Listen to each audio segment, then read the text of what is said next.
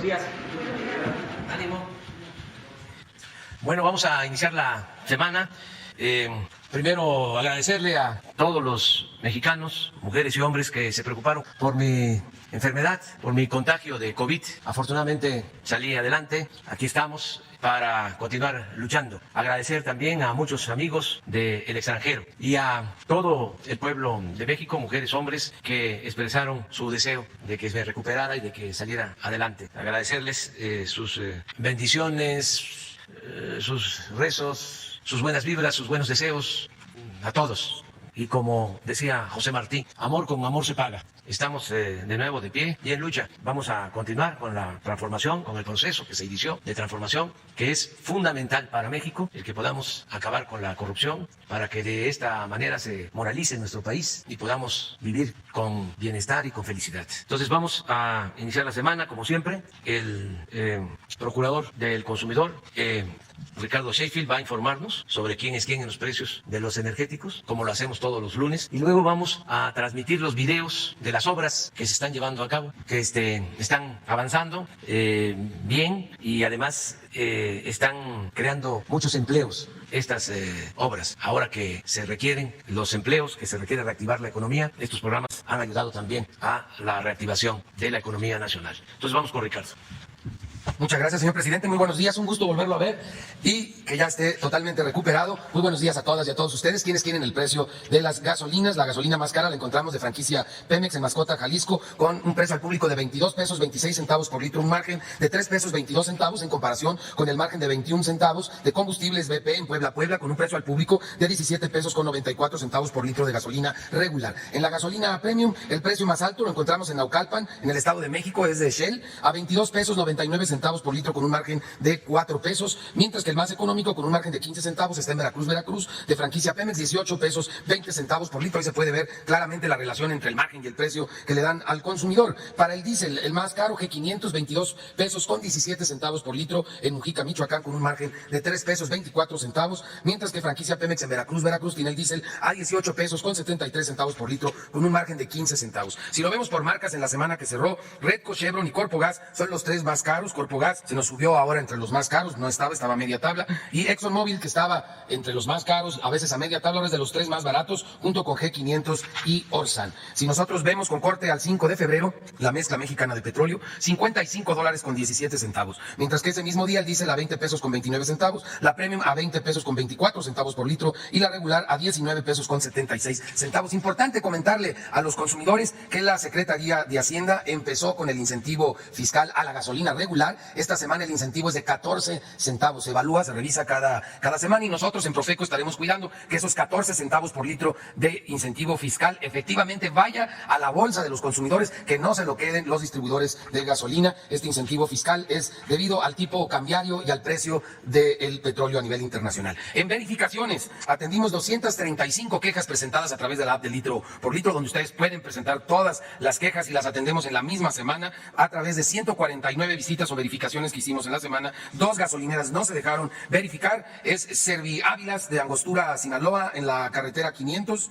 y Jesús Antonio Orantes Noriega en Chiapa de Corzo, en Chiapas, en la carretera a Tuxtla, la Angostura. Esas son las 2 gasolineras que no se dejaron verificar y que estaremos verificando muy pronto. 5 gasolineras presentaron problemas de las visitadas en esta semana. En la app de Litro por Litro, que no tome en cuenta el margen, la más barata es de Móvil a 17 pesos 88 centavos por litro y la encontramos en Morelia, Michoacán, mientras que en San Luis Potosí a 17 pesos 99 centavos por litro en Top Fuel, también de las 2 más económicas. De las más caras, para la regular, 22 pesos 15 centavos precio al público de franquicia Pemex en Chilpancingo, Guerrero, y 22 pesos con 13 centavos de BP también en Chilpancingo, Guerrero.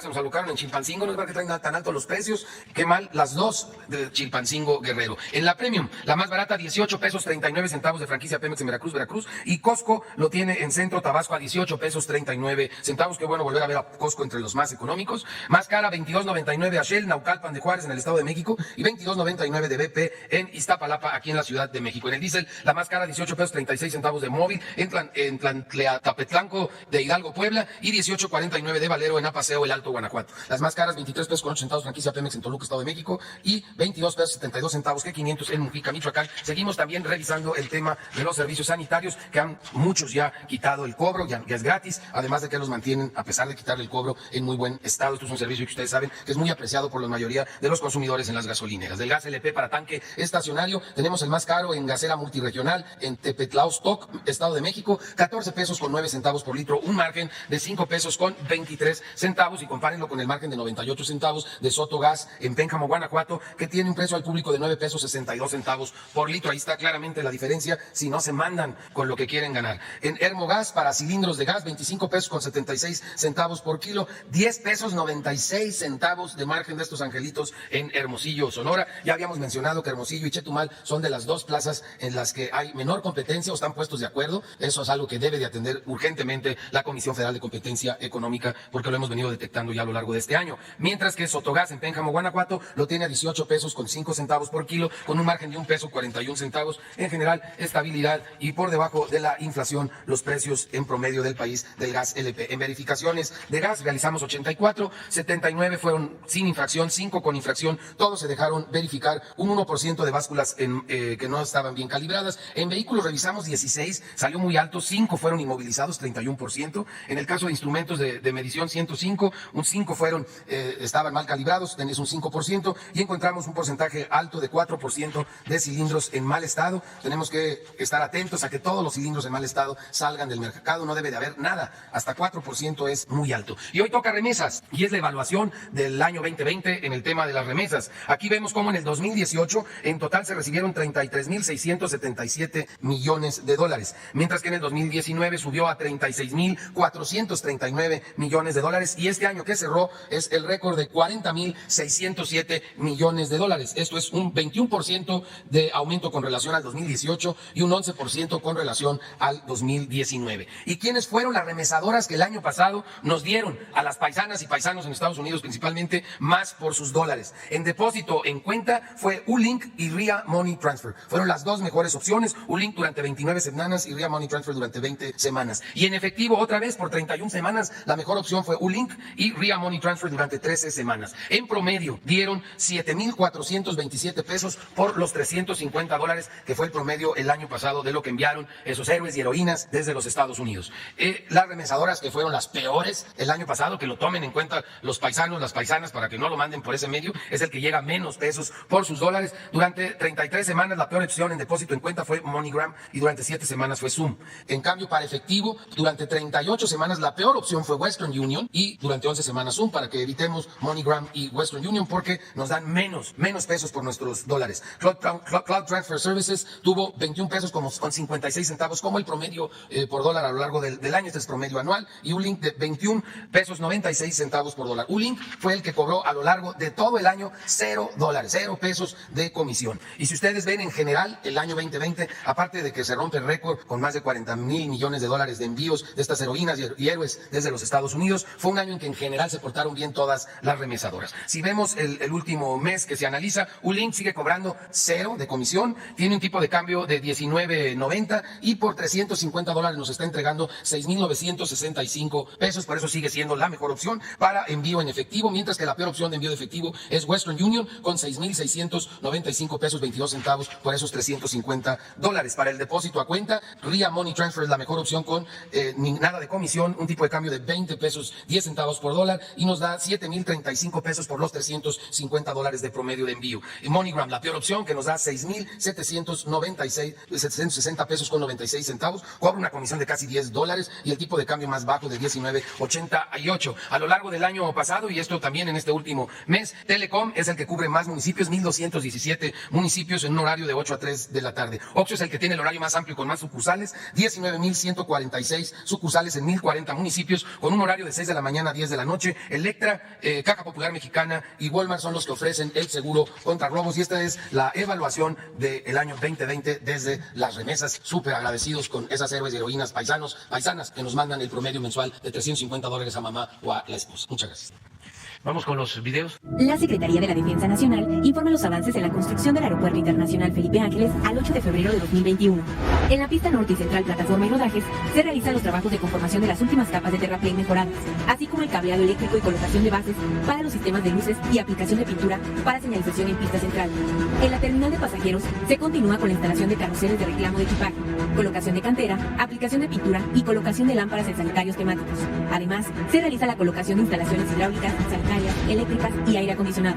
En el eje troncal de circulación y obras complementarias, se realiza el acabado final de las losas del viaducto elevado, colocación de postes de alumbrado y parapetos metálicos, y el tendido e instalación de tuberías para redes eléctricas, hidráulicas y sanitarias. En la vialidad y barda perimetral, se continúa con la construcción y montaje de lobelas de concreto armado, además de la instalación de rejas con picos de seguridad. En la interconexión vial tramo Caseta Tultepec-Santa Lucía, en el paso inferior vehicular, se realiza la excavación en la zona posterior al cruce de las vías férreas para extraer el material inestable. En la base aérea militar número 1, se ejecuta la colocación de cubierta en la cabina de la torre de control, la aplicación de pintura, colocación de pasto en áreas verdes. A la fecha se han generado 73.050 empleos civiles. Faltan 406 días de construcción. Gobierno de México. Avance en la construcción de la refinería de Dos Bocas.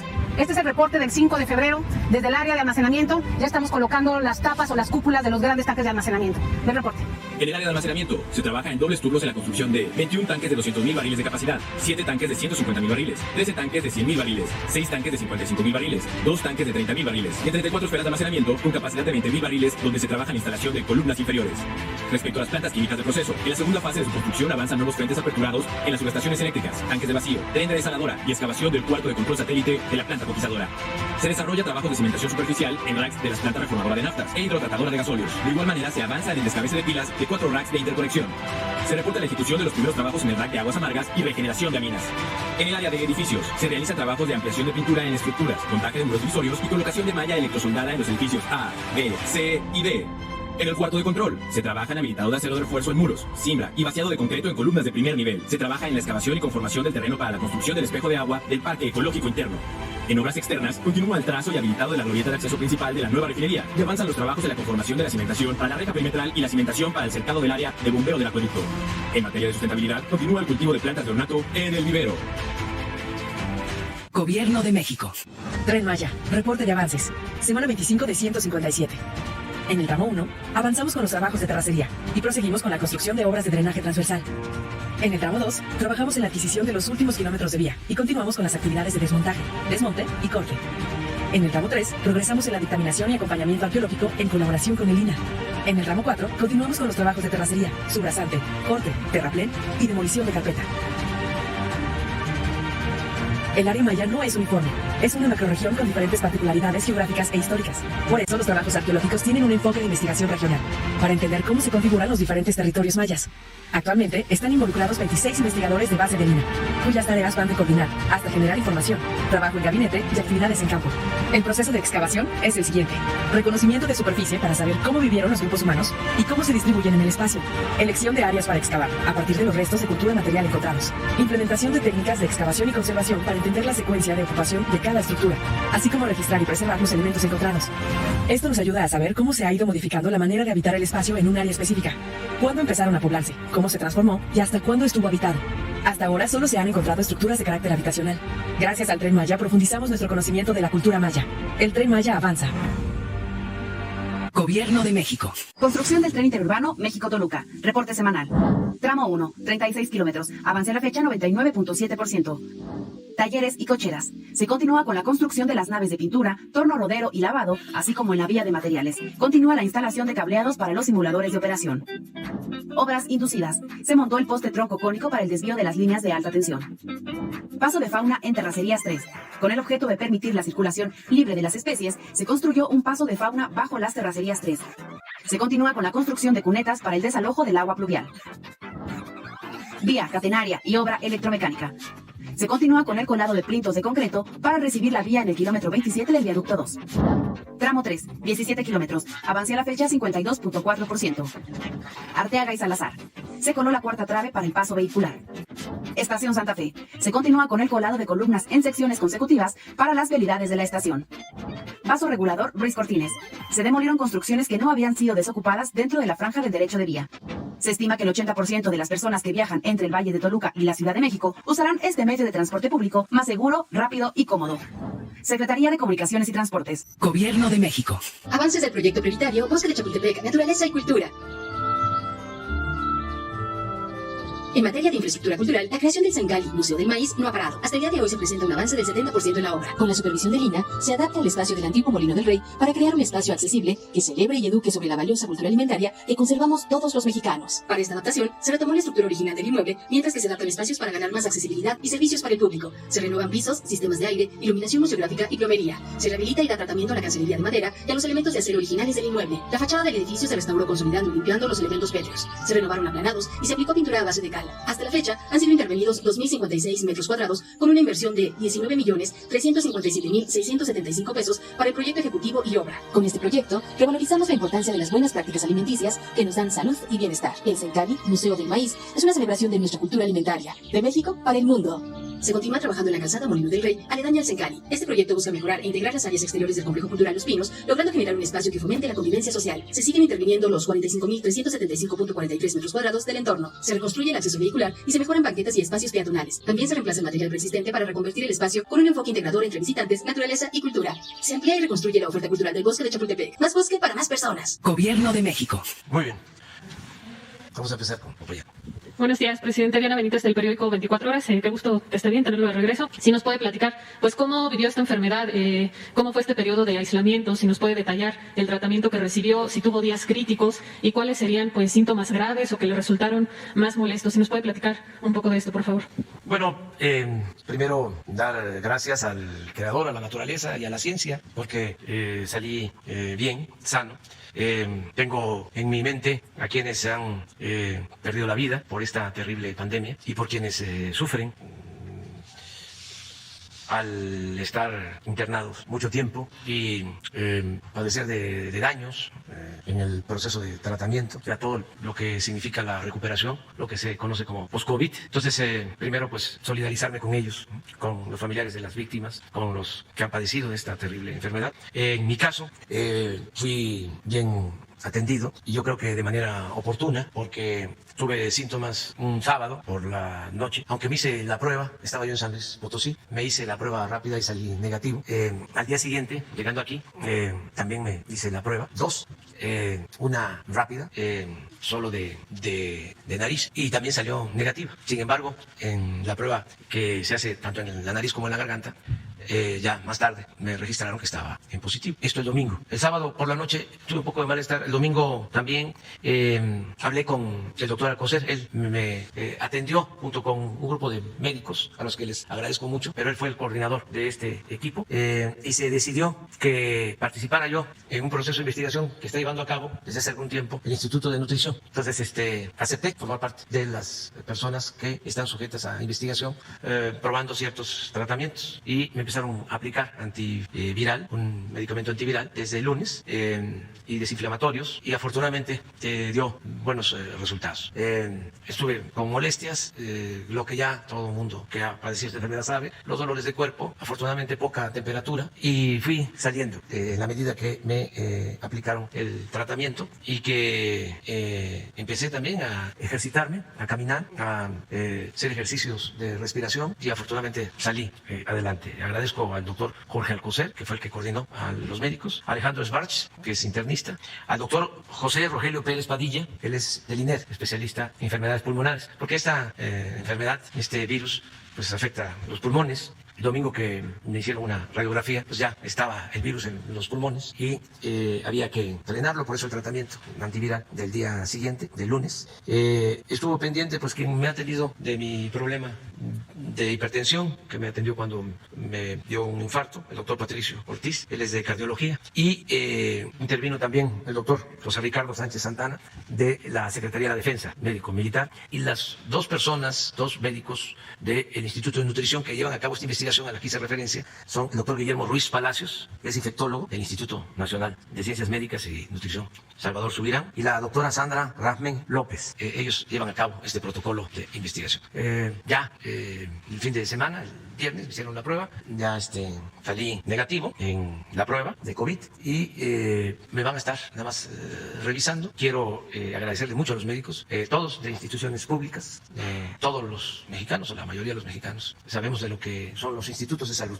En este caso, han estado ayudando mucho en la recuperación de enfermos de COVID. Agradecerles bastante a los médicos, a las enfermeras, que se me pasó aquí poner sus nombres, porque me trataron muy bien, independientemente de su profesión. Yo tengo la dicha enorme de contar con la simpatía de muchos trabajadores de la salud y de mucha gente del pueblo. Entonces sí me dieron un tratamiento, vamos a decir, especial por el afecto, por el cariño con que me trataron. En una segunda pregunta, presidente, usted había comentado que se vacunaría hasta que le tocara en el esquema diseñado por la Secretaría de Salud. Con esta experiencia, ¿adelantaría su proceso de vacunación y si elegiría dentro del catálogo que vendrá a México entre la Pfizer, la rusa o CanSino? No, mire, una autoridad tiene que dar el ejemplo. No es posible que por ser presidente o tener el cargo más importante de la República se actúe en una circunstancia como esta con influyentismo, dando el mal ejemplo de que, como soy el presidente, a mí me tienen que vacunar primero. No, tenemos que pensar en la igualdad. Todos somos iguales y la autoridad es la más obligada a actuar de manera consecuente. No se puede estar diciendo una cosa y haciendo otra. Entonces, ¿cuándo me corresponda? Además, ahora que ya tengo anticuerpos, tengo que consultar cuándo sería conveniente vacunarme, porque todo indica que cuando uno padece del COVID ya tiene uno durante algún tiempo, que todavía no se sabe a ciencia cierta cuánto tiempo, pero se tiene pues una protección, se tiene anticuerpos. Entonces, voy a esperar cuando me corresponda. Lo que sí puedo decir es que mientras estuve en recuperación, pues estuve también pendiente de que se consiguieran las vacunas, porque es muy importante el que nos vacunemos todos los mexicanos, muy importante. No hay nada mejor que la vacuna. Ayudan los tratamientos y se ha avanzado para que si se atiende uno a tiempo pueda uno salir adelante, que no se agrave el paciente, el enfermo. Se puede con los tratamientos y se ha avanzado mucho, pero lo mejor es la vacuna. Entonces estamos desde hace meses haciendo acuerdos, convenios con farmacéuticas, con gobiernos y estamos avanzando. Ahora se logró que el gobierno de Rusia, hablé personalmente con el presidente Putin, nos garantice que la vacuna que ellos están produciendo sea utilizada en México. Ya firmamos un acuerdo, de modo que vamos a tener vacunas suficientes de las que están produciendo en Rusia. Lo mismo hicimos con el gobierno de China. Tenemos ya un acuerdo con ellos. Le agradezco al embajador de China en México porque hablamos en 2 ocasiones en estos días para sellar el compromiso de la utilización de 2 vacunas de China en México. Se logró también el que se reinicie el envío de vacunas Pfizer a partir del día 10 de este mes. Ese fue el compromiso. Además, tardar el 18 de febrero, del 10 al 18 de febrero, tendríamos de nuevo vacunas Pfizer. La vacuna AstraZeneca ya se está produciendo en México, se está envasando en nuestro país y también vamos a contar con las dosis suficientes. ¿Cuál es el propósito? Que logremos aún en una primera dosis vacunar a todos los adultos mayores del país a finales de marzo. Seguimos sosteniendo ese plan, que podamos vacunar a todos los adultos mayores de 60 años a finales de marzo, aún con una primera dosis y terminar de vacunarlos en segunda dosis en abril. Ese es el propósito. Al mismo tiempo, ir vacunando maestros para el regreso a las clases presenciales. Lo que hicimos ya en Campeche, tan luego venga la vacuna Pfizer, otro envío de la vacuna Pfizer, terminamos de vacunar a los médicos de Campeche y ya podemos pensar en el reinicio a clases en Campeche. Esto a la vez que podamos en Campeche también vacunar a los adultos mayores de ese estado. Y así vamos a estar avanzando. Hasta ahora hemos podido resolver todos los obstáculos. Se está trabajando de manera coordinada. Son varias dependencias del sector público, de lo que tiene que ver con salud, los órganos de regulación como la COFEPRIS, nos está ayudando mucho la Secretaría de Relaciones Exteriores, desde luego la Secretaría de Salud y el ISSSTE y el Seguro Social y Birmex y todas las dependencias trabajando de manera coordinada para conseguir las vacunas, porque no es nada más hacer la solicitud y tener los recursos que afortunadamente tenemos de presupuesto. Para 140,000 dosis tenemos presupuesto. No hay escasez de recursos, no hay escasez de dinero. Si tenemos que pagar hoy 10, 20, 30, 100 millones de dólares para vacunas, tenemos el dinero en dólares para que de inmediato se pague. Pero no es eso nada más, es que hay que hacer trámites, tanto en México, que aquí los estamos haciendo de manera rápida por la emergencia, pero también hay que hacer trámites en los países en donde se produce la vacuna y de donde se trae la vacuna. Por ejemplo, es muy probable que este fin de semana, antes de que termine la semana, lleguen como 1 millón de dosis de AstraZeneca de la India. Y allá en la India se están haciendo los trámites. Intervienen pues los diplomáticos, la Secretaría de Relaciones Exteriores con el canciller de la India para que nos ayuden a hacer estos trámites. Todo eso es lo que se está llevando a cabo para que tengamos la vacuna. Finalmente, presidente, estamos casi a cumplir pues el año de que se dio el primer caso positivo de coronavirus en México. ¿Se haría un cambio de estrategia dado que desafortunadamente pues los decesos no ceden, sigue habiendo fallecidos lamentablemente, y también si pues tras esta experiencia el gobierno federal haría obligatorio el uso de cubrebocas y pues empezando por usted si daría ese ejemplo que es algo que mucho se ha criticado dentro de la opinión pública? No deja de politizarse el caso del COVID. Y no solo el caso del COVID, todo, porque nos agarró esta pandemia en el proceso de transformación del país. Se está llevando a cabo una transformación. Recuerden ustedes que solo han habido 3 grandes transformaciones en la historia del país: la independencia, la reforma, la revolución. Y ahora estamos llevando a cabo la 4ª transformación de la vida pública de México. Entonces, esto, como es natural, pues provoca resistencias. Los que no quieren que haya cambios, los que quieren mantener el statu quo, los que quieren conservar, pues se oponen a la transformación y quisieran que fracasáramos en el propósito de transformar el país. Nosotros no podemos abandonar el propósito de transformar a México, porque eso es lo fundamental. Sí, nos afecta mucho, desde luego, la pandemia de COVID-19, pero lo que más nos ha afectado y nos seguiría afectando si se detiene la transformación es la peste de la corrupción. Eso es lo que más ha dañado a México. Eso es lo que ha dado al traste con todo. Esa es la causa principal de la desigualdad social, de la desigualdad económica. Por la peste de la corrupción, que es peor que la malaria, se desató la inseguridad, se desató la violencia. Por la peste de la corrupción se destruyó el sistema de salud pública. Entonces, no podemos abandonar la transformación. Desde luego, es entendible que a los que vivían con privilegios en el antiguo régimen no les guste el que se lleve a cabo una transformación. No les gusta que se erradique, que se destierre la corrupción del país. Pues no les gusta por 2 razones. Primero, porque ellos se beneficiaban. ¿Cómo les va a gustar a los que no pagaban impuestos que se lleve a cabo una transformación que implica dejar de condonar los impuestos a las grandes corporaciones? ¿Cómo les va a gustar a los que se dedicaban a saquear que continúe la transformación? Ahora, por ejemplo, no les gustó que envíe una iniciativa de reforma al sector eléctrico, porque se habían apoderado de la industria eléctrica, las empresas particulares, comprando, sobornando autoridades corruptas, empresas extranjeras como Iberdrola, que con un descaro sin precedente contrata a la secretaria de Energía y la convierte en su empleada, y contrata a un expresidente como consejero de su empresa, mientras recibían contratos jugosísimos, y no solo contratos para vender energía eléctrica a la Comisión Federal de Electricidad, sino recibían subsidios. Por eso,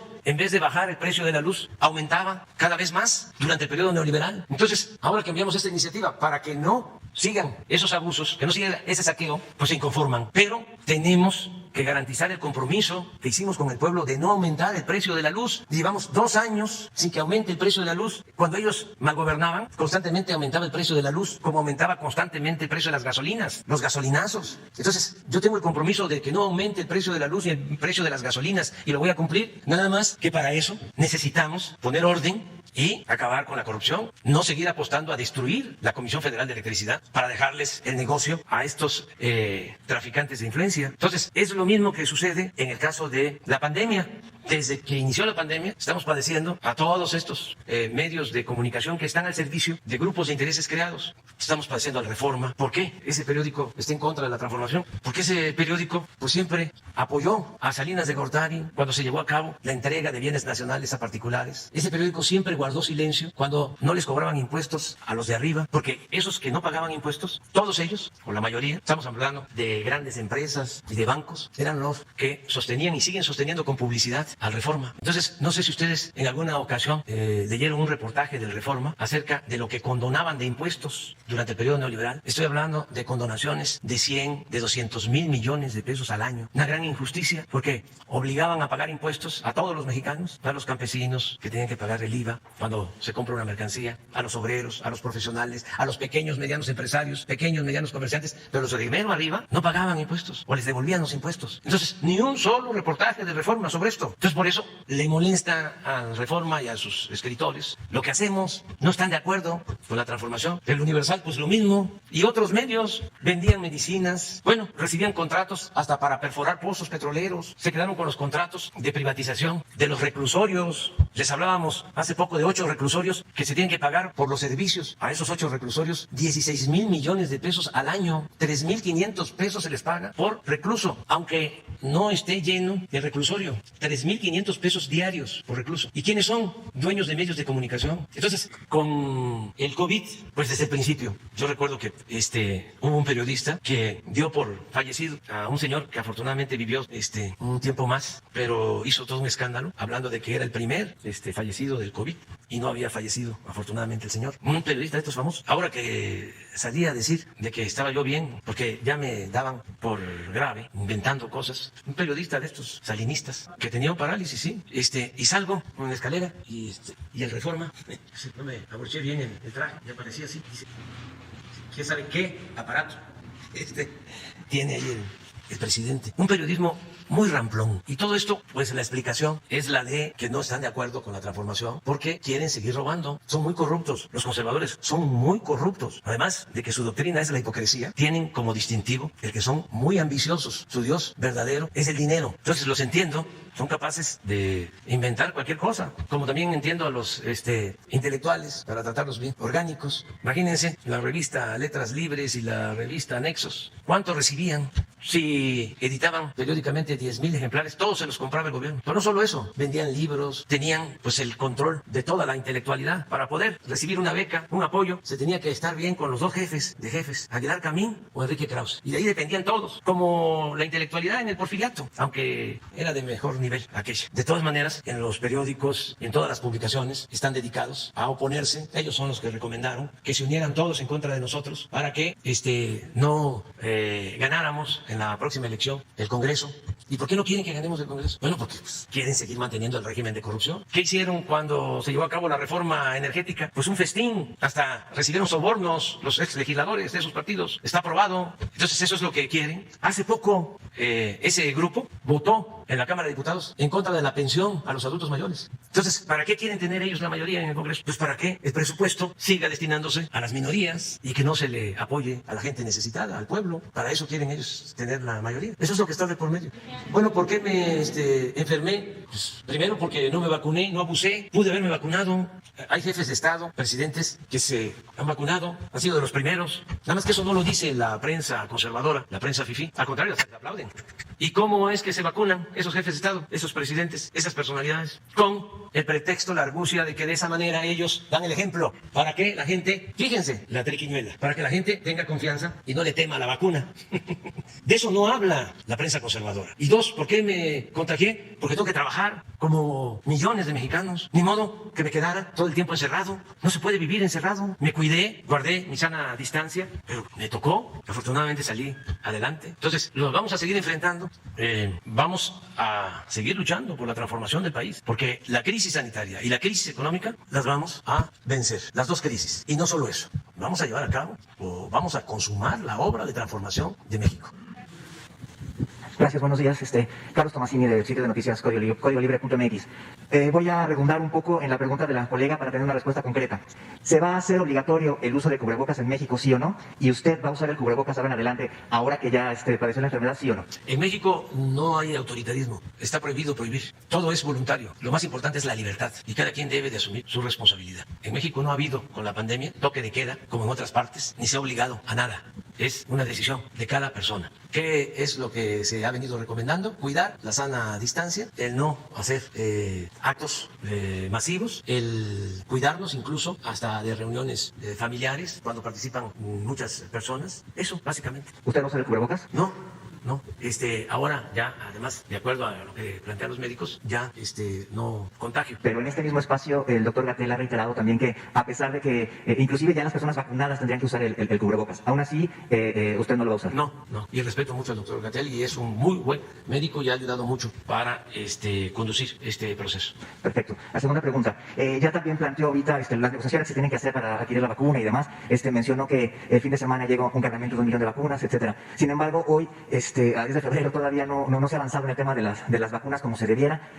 Hace 2 semanas que fue la llamada con el presidente Putin, pues en 2 semanas tampoco hemos tenido la vacuna aquí en México, y pues si para finales de marzo se plantea que estén vacunados todas estas personas de la tercera edad, tendríamos alrededor de mes y medio para cumplirlo. Y ayer aquí también se mencionaba que solamente está registrado el 25% de las personas que tendrían que estar registradas. ¿Cómo se va a hacer para revertir estos números? Y pues se tendría que hacer en un tiempo récord. Trabajando todos los días y con una actitud positiva, no con el deseo de que fracasemos, sino buscando resolver los problemas, superar todos los obstáculos, porque además se trata de salvar vidas. Entonces, la mayoría de la gente está en ese plan, o sea, muy positivos, optimistas. El pesimismo y lo negativo tiene que ver con los grupos de intereses creados, tiene que ver con los corruptos que quisieran que nos fuese mal para que ellos regresaran por sus fueros. Así de claro. Entonces, estamos haciendo todo para que tengamos la vacuna a tiempo, que se proteja a la gente, que es lo que más nos importa. Pero ya sabemos que el Universal, ¿sí?, y el Reforma, ellos van a apostar a que no tengamos la vacuna. O Krause, que va a estar diciendo que en Estados Unidos se vacunan a 1 millón y medio de personas diariamente y que nosotros vacunamos a 3,000. Van a estar en ese plan negativo, de poca objetividad, muy en la línea del periodismo deshonesto, para decirlo con más claridad, del AMPA del periodismo. O sea, porque ¿cómo no se van a dar cuenta? Se supone que son gentes informadas, y además objetivas y profesionales, independientes, que en Estados Unidos tienen el control de todas las vacunas que producen ellos. El caso de nosotros es distinto, como el caso de América Latina y como el caso de la mayoría de los países del mundo. Por eso nos tocó a nosotros presentar una iniciativa en la ONU, una resolución que fue aprobada casi por unanimidad para que no se acapararan las vacunas. Porque de alrededor de 200 naciones, ¿saben cuántas naciones están vacunando? 70. 130 no tienen acceso. Y si hablamos de las 70, a ver, esto es muy importante que se sepa. Hay países de América Latina que no tienen vacunas. Guatemala no tiene vacuna. El Salvador no tiene vacuna. Belice no tiene vacuna. Honduras no tiene vacunas. Estados Unidos, vacunas administradas, casi 40 millones. O sea, esta es la nota de Krause. China, 31 millones. Reino Unido, India, Israel, que de acuerdo a su población, junto con Emiratos Árabes, son los que más han vacunado. Nosotros estamos aquí, el 18, en el lugar 18. Pero bájenle, miren, Costa Rica en el lugar 45, bájenle más, de favor. Hasta aquí llegamos, 72 naciones. Miren, Ecuador, Bolivia. Entonces, tenemos que buscar que haya una mejor distribución de las vacunas. Y en eso estamos, porque como los conozco, aunque se disfracen, ya sé por dónde vienen. Ahora van a estar, dale y dale, de que ¿dónde están las vacunas? ¿Van a llegar las vacunas? Van a llegar. Muy bien. ¿Qué tal, presidente? Muy buenos días. Preguntarle si con esta alta que le dieron los médicos, usted ya puede hacer sus actividades al 100%, es decir, ir a las giras los fines de trabajo, fin de semana, incluso pues irse a jugar béisbol. ¿Cuál es su situación en ese sentido? Pues tengo que seguir en las actividades. Me ayudó mucho y aprovecho también para hacer la recomendación muy respetuosa, porque somos libres. Creo que es fundamental el ejercicio físico. Se resiste mejor. No solo esta pandemia, cualquier enfermedad. Entonces, yo siempre hago ejercicio, practico béisbol. Entonces, unos días antes que me infectara, estaba yo macaneando, o sea, con todo.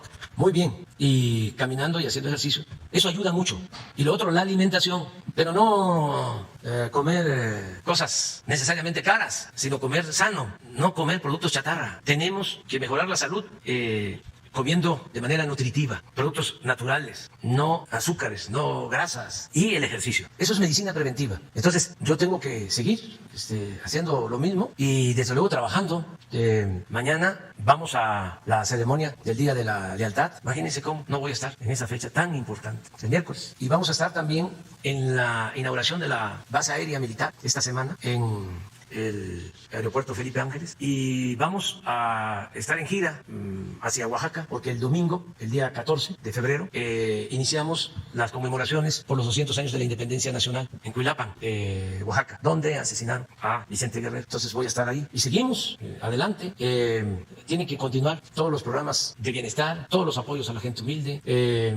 Se pudo enfrentar la crisis económica con mejores resultados, porque no se dejó sin apoyo a los pobres, a la gente humilde, no se nos cayó el consumo, no hubo una crisis de consumo, la gente tuvo y sigue teniendo para comprar lo indispensable, lo básico, porque estamos bajando recursos. En este trimestre vamos a destinar alrededor de 200,000 millones de pesos que van a llegar o están llegando de manera directa a la gente. Y esto nos ayuda mucho con lo que aquí mencionó Ricardo Sheffield de las remesas, que de nuevo nuestro agradecimiento a nuestros paisanos. Récord hubo el año pasado de remesas, 40.600 millones de dólares. 40.600 millones de dólares. Un incremento en las remesas a pesar del COVID, del 19 al 20, del 2019 al 2020, de más del 11%. Y tengo ya algunos resultados sobre el comportamiento de enero del mes pasado, y lo mismo, está creciendo. El número de recursos, la cantidad de recursos que destinan, que envían nuestros paisanos a sus familiares. Les agradecemos mucho. Todo esto ayuda en 3 meses, 200.000 del gobierno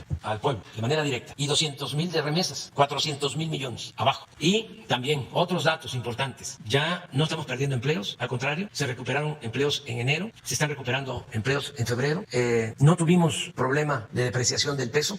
Hace 2 semanas, 10 días, sí hubo una depreciación de la moneda, pero ya volvió a fortalecerse, a mantenerse. Desde que estoy en el gobierno no ha habido devaluación del peso. La inflación está controlada 3.5, y es muy interesante, muy interesante que se sepa de que ha aumentado el salario en casi 50%, el salario mínimo, desde que estamos. Y se terminó con el mito de que no se aumentaba el salario mínimo porque aumentaba la inflación. Mentira, falso. Así como engañaron los tecnócratas en muchas cosas, engañaron en eso, de que si aumentaba el salario, se incrementaba la inflación. Y no es cierto. También las reservas del Banco de México, récord. Tenemos finanzas públicas sanas, no hemos recurrido a deuda, como se hacía anteriormente cada vez que había una crisis, a contratar deuda nueva. Entonces, por eso estoy optimista y vamos a salir adelante. Sobre el tema del consumo, también el INEGI dio a conocer que sí afectó la pandemia, el tema del consumo de los mexicanos. ¿Ahí qué datos usted tiene, datos oficiales? Pues tengo los datos, que quieren ahora los ponemos. A ver si no están los datos de el SAT. Lo que reportan las tiendas